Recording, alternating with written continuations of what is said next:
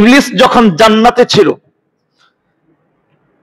ইবলিস যখন ইবলিস হয় নাই, শয়তান হয় নাই, সে যখন জান্নাতে বসবাস করতেছে,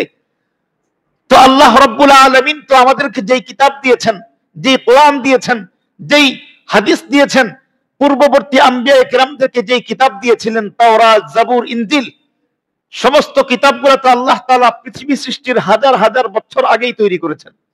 আল্লাহ রাব্বুল আলামিন আমাদেরকে যেই কোরআন দিয়েছেন, এই কোরআনের যে কলব, সূরাতু ইয়াসিন,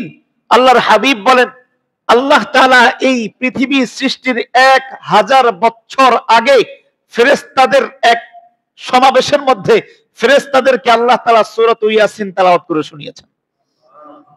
পৃথিবী সৃষ্টির 1000 বছর আগে। তো আল্লাহ তাআলা তো লক্ষ কোটি বছর আগে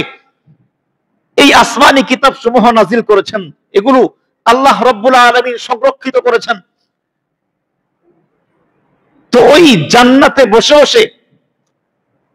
এই ইবলিস শয়তান, যখন সে ইবলিস হয় নাই তখন তার নাম ছিল আজাজিল,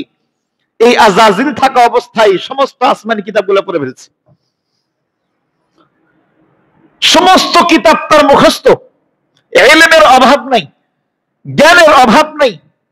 সমস্ত আসমানি কিতাব, সমস্ত মানুষের ইলম তার ভিতরে যুক্ত করা। যদি ইলমের কারণেই, শুধু জানার কারণে কেউ যদি সফল হইতে পারত,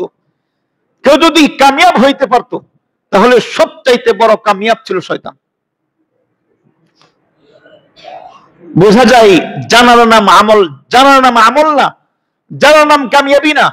জানার নাম সফলতা না, বরং সফলতা হলো সামি'না ওয়া আতা'না, শুনলাম আর মানলাম, এটা হলো সফলতা।